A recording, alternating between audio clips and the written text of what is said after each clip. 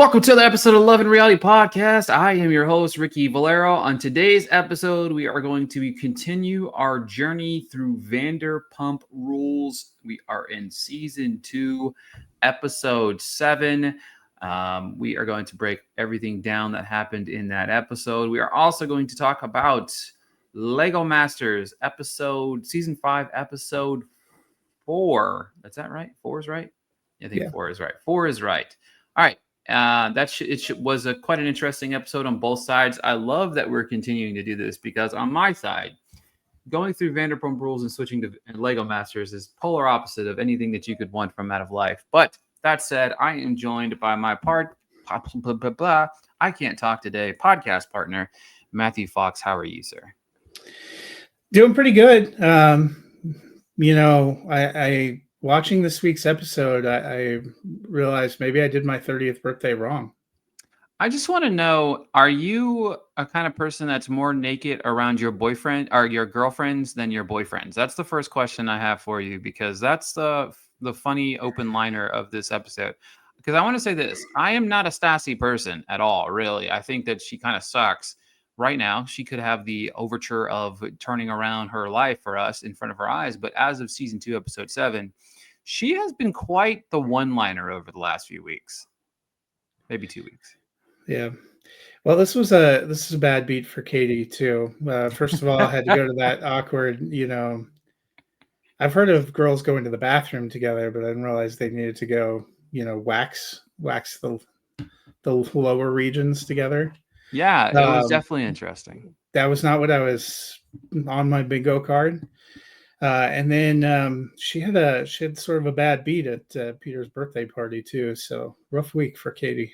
It was a rough week for Katie. Season 2, episode 7 is titled Addicted. Could be addicted for several different things. We could be talking about Jax. We could be talking about Katie. We could talk about the entire cast who's addicted to a lot of different things. But Vanderpump Rules, season 2, episode 7, titled Addicted. Lisa tries to wish Peter a happy 30th birthday, but when Sheena gives Peter an inappropriate lap dance, Katie and Kristen pick a fight and run Sheena out of the party. Stassi accuses Jax of being a sex addict, only to learn that Jax may have slept with one of her best friends. This episode has an 8.0 on IMDb. One of the more interesting things is, this actually is one of the more accurate synopsises of an episode we've had so far. Yeah, except I wouldn't say they necessarily picked a fight. That's a little... Picking up, well, I mean... They started attacking her, and I feel like we can get into it. She started attacking everyone. This makes it seem like Katie and Kristen were on the same team. I think they decided they were not. Yeah, because we get a little bit more tidbit about what happened at the after the party at the yard, the yard sale or whatever that was. But as we mentioned here, it is Peter's 30th birthday. He invites Lisa to the party. She says she knew kind of the only reason she was getting invited was for her to pay for it, which, I mean, hell, if you've got a rich boss like that, who's not inviting the party? I mean, and when she showed up, she ordered shots for everybody. So, I mean, they got what they wanted out of it, right? We get, hopefully, we've only been asking for this for 15 episodes, I think it is now. I'm not counting the reunions. Jax wants Stassi, but Stassi doesn't want Jax. He calls her a fucking bitch at the restaurant. Well, this is at the restaurant, right? Yeah, this is at the restaurant. I think, no. Oh, yeah, when they're at work, because Jax, I thought, wisely decided not to attend the party. Jax says he's throwing in the towel. Does he do it? We don't know. They could be dating again next week. We thought this was the end so many different times. I'm enjoying it never being the end. But yeah, so what are your thoughts about the potential resolution that we could just pop up and be like, hey, this is what we said 3 weeks ago about this relationship? But this is my thing. I blame Jax in this particular instance only because he continues to text Stassi and say all of these things. Like, he's out here doing his thing. Now, Stassi eggs him on by calling him all these other names because he's out here mare whoring, which we'll talk about in a second. But do you think we are finally going to have resolution between Jax and Stassi? It's got to be the hope, right? But hard to say definitively at this point in time. Um, I certainly, you know, their back and forth, the weird pattern we're stuck in with Kristen and Tom, it's just made this, not that interesting. Um, we also started seeing some cracks in the armor in another couple in this episode too, later at the party, which is interesting. But I don't think they don't even seem like they like each other most of the time. Um, all this season, Stassi's not seem like she really cares for Jax. I do think he's had a point. He said before that he feels like she's just keeping him around as a backup plan. Oh yeah, I definitely agree with that. Yeah, because there's been times where, like, I mean, early in the season, they were at her parents' getaway, and she Yes, kissed him. You know what I mean? So it's like it's not one sided. But I wish Jax would just throw in the towel and call it a day. Speaking of Tom and Kristen, he planned a date, which she was very excited about. I didn't think that I realized that Kristen was vegetarian, me either. Um, but and apparently, he's known she was a vegetarian. Did not do an exceptional job here. yeah, this was interesting for me. I was not 100% certain. Like, I was like, cool, Tom's making smart decisions, but then of course he takes her to a restaurant that's very much cooking the meat right in front of her, and she just was not having it. He went from like getting like brownie points to getting thrown under the bus all at the same time. Yeah, it just. I hope they're kind of finally done. Honestly, yeah, I'm really ready for like all these relationships to be over. Jax took Paige out on a date. Jax said he's never had issues picking up women. Doesn't matter the age. Oh, I added that part. Sorry. He has apparently had sex with 7 girls in 2 weeks, which is Well, which, he continuously says he's not sure he's ready to date or move on. but he takes a girl on a date and kind of was like trying to throw himself into their life. Um, let's see here. 30th party. Let's talk about this 30th birthday party. Um, Lisa arrived, as I mentioned. She showed up getting shots. Sheena threw down a lap dance on Peter. Sheena was like, Which honestly was not her own original idea. no, not at all. That's literally continuing the dubious boss employee relationships. It's like she asked all of them to do it. Yeah. Yeah. And then, of course, Peter said he wants to get an. It's his birthday. He should have gotten a lap dance from everybody. Peter was just trying to take advantage of his 5 minutes of fame, because there's moments where we see Peter for 30 seconds in these episodes, or he just pops up and makes drinks for everybody. But It's because he actually works. yeah, They I don't mean, they somebody don't had have that many people that actually. Well, somebody. he's the manager. I wonder if sometimes he's like, was it worth it for him to stab these people? Yeah, exactly. Sheena and Kristen fight over her being in the friend group, which is only the beginning of what we get as a big blow up. Yeah. Um, Katie called Sheena a single white female who's obsessed with Stassi. And it quite possibly could have been one of the funniest things I've ever heard in my entire life. So Sheena did have a fair point in wondering why Stassi wouldn't stick up for her a little bit, because they did seem like they patched things up right before this. They got together, even though her side interviews are damning with faint praise or um, kind of fake comments from Stassi. But it seemed like they were together. And then, you know, Katie apparently got jackhammered and just started going off. Stassi's interview saying, when she's like this, there's no talking to her, so why even try? Well, but it is a little awkward if you're just sitting there, your silence is deafening for Sheena, who Yeah, makes it sound like Sheena's just out there crazy. trying to get action any way she can, and that isn't exactly what happened. They were all there. They Yeah. all heard Lisa's suggestion during her hit and run at the party that they should do this. And I thought it was fascinating then when Sheena retreats back inside, Tom Schwartz, who is Katie's He, almost married boyfriend. oh yeah, I love that. Uh, He basically apologized to Sheena on yeah, Katie's behalf. because he says Katie's a nightmare when she drinks, and clearly he knew that. So he decided to stay inside. But then, to his credit, he did go out there and tell her she was being unreasonable. Yeah, Seemed like it helped, but yeah, he said, you're out of line, and then Katie comes back with one of my favorite lines of the whole entire episode. My own boyfriend is sticking up for the whore, which was awesome. This entire thing was interesting to me because I like Katie was in the wrong, obviously. You know what I mean? Like that to me, she was way out of line, and obviously we even hear later, she seems to have some deep issues within. Shocker. Anybody on the show has deep with issues within. But we also find out at this little get together that's like a yard sale, maybe that everybody was supposed to bring shit to, that really just never comes to fruition. But apparently, Katie threw water on Stassi and Kristen. Like, why didn't we see that? Why didn't we get to see that? I want to know why, because that would have been hilarious. It would have been the first time we saw somebody pour a drink on somebody on this show, or throw a drink at somebody, or throw a fit about things on the show. I would have loved to have seen that. yeah. But Katie eventually shows up at the yard sale. Apparently, while Katie was drunk. Also, can we reflect about this yard sale for a minute? Like, who at a yard sale buys used underwear? Like, they took a shot of one of those baskets, and it was like bras and thongs.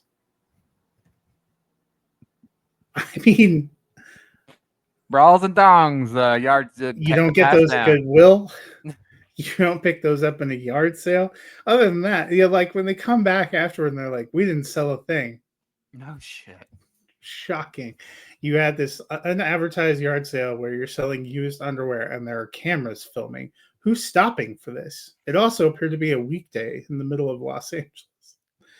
I mean, and it didn't look like there was a whole hell of a lot of stuff. Maybe either. It was a weekend. Yeah, there was like a couple lamps, an end table, which I don't know if it was just out there to hold up the basket of used underwear, some outfits for if you're a tight size one. What is the pool you're hoping to attract with all this? I just, as soon as they are showing stuff, I'm like, dude. Yeah, it was hilarious. And then Katie shows up to the yard sale. She's crying. She says, "I hate myself more than you hate me." But She apparently, also forgot her bag of used underwear to contribute to the she did. They were kind of mad about it. You were supposed to bring something. I like how the three of them commingled all that stuff too. I'm like, Yeah. But the biggest news of the entire thing was apparently while she was drunk, Katie said she knows for sure that Tom and Ariana bumped uglies, but the big shock was apparently Jax and Kristen have bumped the uglies. And that, of course, sent Stassi off because she said if it's true, she's going to kill Kristen. Now, I don't know because I have never watched this show. I don't know if this ever comes out to be true or not. So this is all fresh stuff for me. If this comes out to be true, and I don't want to know because we'll find out, obviously. But my big thing is this wouldn't just make Stassi mad. This would make Sandoval pretty mad. mm-hmm. So it's like Katie seems like she gets drunk and gets toxic. And that's really it. Yeah. I don't even really know to say about that. It was kind of shocking. That's not what I was expecting. I mean, obviously, the friend you could allude to the idea was probably those two, but yeah, and Katie feels bad about this, I guess, but now, but admitting, it feels like an out of left field rumor, but anything's possible. Anything is indeed possible. I think that's the big thing for me is anything is possible. All right. Favorite part of the episode, obviously. Who is our Vanderpump Vanderpump Rules season 2, episode 7, MVP. You know, I'm taking a page out of Harry Potter and the Chamber of Secrets, where they win. Actually, it's Harry Potter and the Philosopher's Stone, where they win because of Neville. Neville gets 10 points that puts him over the top because even though he loved Harry and Ron and Hermione, he told them what they were doing was wrong. And even though they blew him off, he stood up to them, and it's hard to stand up to your friends. So Tom Schwartz making an apology and then going out there and standing up to someone he's almost engaged to, I'm just going to use the air quotes there, is my MVP. He's the Neville Chamberlain of this week's episode. Yeah, to me, that probably potentially was going to be mine as well. So that doesn't really surprise me you picked him because I felt like he was definitely top tier for this episode. Man, this is a hard one finding anybody else, I think. Let me. Man, this really is hard, man. Let me go Shay. His name's Shay, right? Sheena's boyfriend. Yeah, tried to Mike Shea. Yeah, I think that he kind of diffused the situation a little bit and was trying to defend his woman to everybody and kind of got the short end of the stick himself. So for me, I think what I'm going to do is I'm going to go with him as my MVP, which is a rare MVP probably for him, unless we see more of him in the future. But yeah, he's also getting like cuckolded into getting engaged apparently. So well, yeah, that as well. All right, time to transition over to season 5, episode 4 of Lego Masters. Dun dun dun dun. All right, this week's episode of Lego Masters showed the 9 remaining teams entering the enchanting world of Wicket. In this Wicket-themed challenge, each team is given a mystical spell to inspire their build, and they must cleverly hide the spell-related elements within their creation. This was quite an interesting episode that I think both of us were looking forward to because we were hoping and expecting some really creative builds with the world building of Wicket itself. I mean, that's one of the, however you felt about the film, one of the dynamic things about the world of Wicked is the colorful creations and the productions of everything that it brings with it. So, yeah, obviously we had a nice little appearance from Jeff Goldblum, which was a nice little touch to add to this world. And we'll talk about another situation a little bit later, which was absolutely hilarious. The judges wanted to see magical builds within their builds that highlight the good and evil within their work. It took all of, I think, less than 10 minutes for John and Justin to break out into Defying Gravity. And then there was one moment in particular early on in this episode that Matthew Fox sent me a text message about, and I died hysterically for 10 minutes. Break it down for us. Yeah, our favorite brother-sister duo there, Ian and Sage, they're doing their build, and Will Arnett comes up, and not shockingly, they're big fans of Wicked, and he looks at Sage and is like, "Hey, do you want to meet Ariana Grande?" And she's like, "Of course I do." And he's like, "Ariana, come on out." And then it goes to commercial, and at no point in time did I ever think she was actually there. That would have been like Fox would have aired the show during the season and not during the summer if they were getting, people on that level. And of course, it just ends up being him using the opportunity to dunk on her a little bit. And it was hilarious. Halfway through, or not halfway, at some point during the build, obviously we saw Will do the generosity spell, which added 30 minutes to the build for everybody. And one of the big things that was shocking when we get ready to go into our thoughts on each of the builds here, I felt like there were some good ones, there were some okay ones, and there were some rough ones. But the big thing that we're going to talk about is Anthony and Joe. They were awarded the Golden Brick just a mere week ago. Yeah. And they thought that their build was not up to snuff. We need to clarify first. So the Golden Brick, you can use it at any point in time, and it makes you safe. However, if you don't use it and you end up even getting selected for the bottom 2, you don't have to get voted out. If you get selected in the bottom 2, they revoke the golden brick. So a lot of the back and forth between those guys was, are you worried we end up in the bottom two? I don't think they thought they were going to get eliminated, but I don't think they were as pumped about the build. They started to get more and more nervous, is what it seemed like.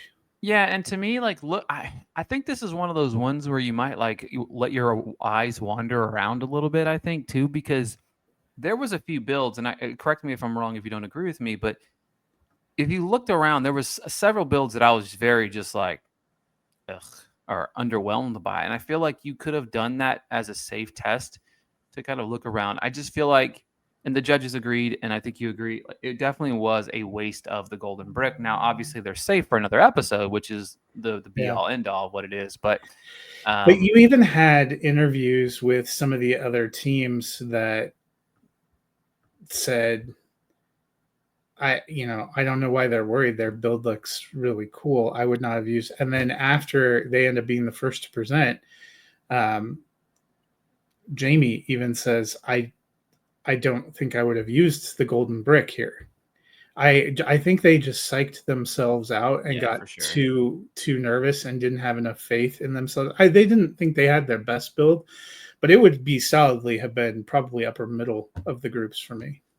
Yeah, definitely. I definitely agree. Yeah, I mean, they would have been probably. I mean, we got 9 teams. They would have probably been top five for sure, in my opinion. And that to me is, again, I mean, obviously it's their jam, their thing to do, but it almost felt wasted, and almost felt like we got to a situation where they, like, I think you're 100%, you nailed it on the head. They psyched themselves out, really. You know what I mean? Like, that's what they did here, and that was kind of sad.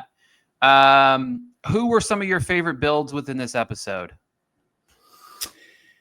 I liked actually, my most favorite was John and Justin. They ended up going into the top two. Uh, I liked theirs the best. I thought that they were going to win. I thought there was quite a few clever ones. The ultimate win went to Ben and Michael. I thought theirs was fine, but I feel like the the judges are just hyped for them in a way that I haven't been to this point. Like, I thought all their builds were very sound, and were fine, but I haven't thought they were all spectacular. I was glad the week before, that people got to vote, and we saw the ones they were up against. It seemed like they're perennially in the top two, and so you always have like a 50-50 chance. But I actually liked John and Justin a little bit better. I agree. I thought John and Justin. I feel like their build was probably my favorite as well. I I actually really liked Corey and Rebecca's bubble spell, the Glinda birthday party. I liked that one quite a bit. I felt like they didn't get enough love.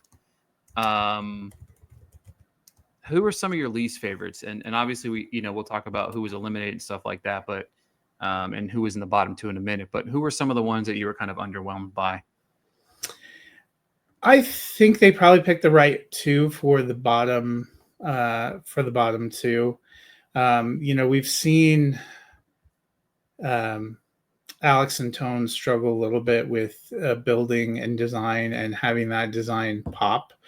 So I was not surprised that they end up being the ones getting eliminated. They've been in the bottom two times in a row prior to this, and that's usually not a good sign if you can't, climb out of that situation. It was unfortunate, probably for Nikki and Britton. I liked the scope of their design, but their motion failed them. Mm-hmm. So that little bit of a bummer.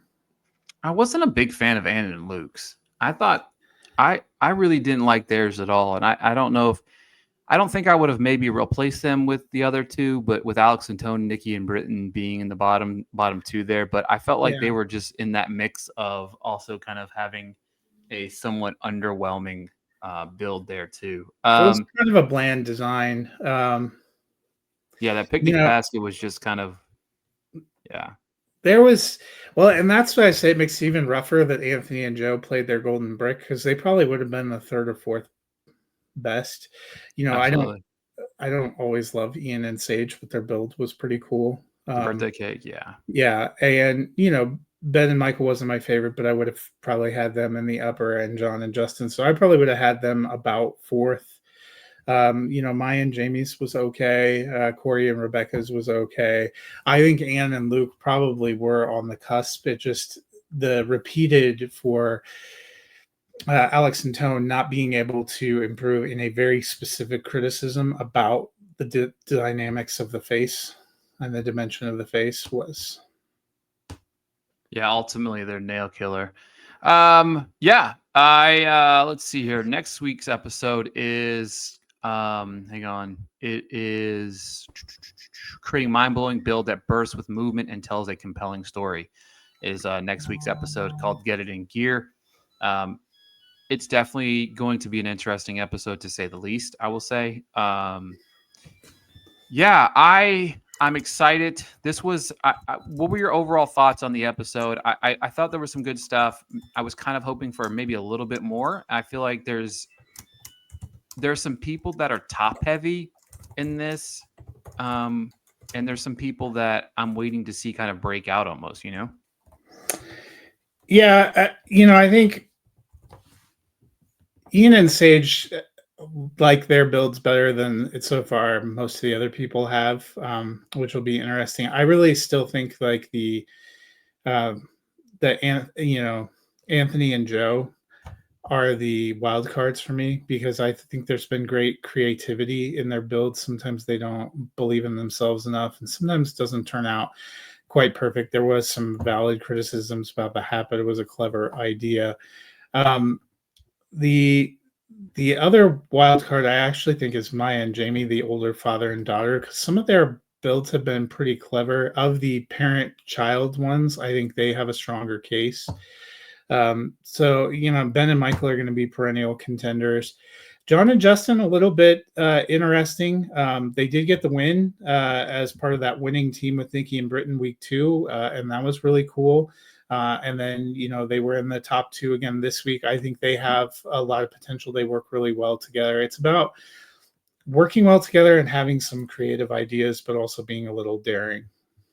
Yeah, I agree 100%. Folks, we will actually be back in 2 weeks. Matthew Fox is going to go enjoy himself a little bit of a vacation next week. I do have an interview with Alex and Tone up on the YouTube channel. You can check out that interview. I will be breaking down next week's episode of Lego Masters. I've been breaking it down as a solo episode, dropping right after the episode airs, but we will be back in 2 weeks breaking down season 2, episode 8 of Vanderpump Rules, and then season 5, episode 6 of Lego Masters. Thank you guys so much for tuning in, and we'll be back very soon.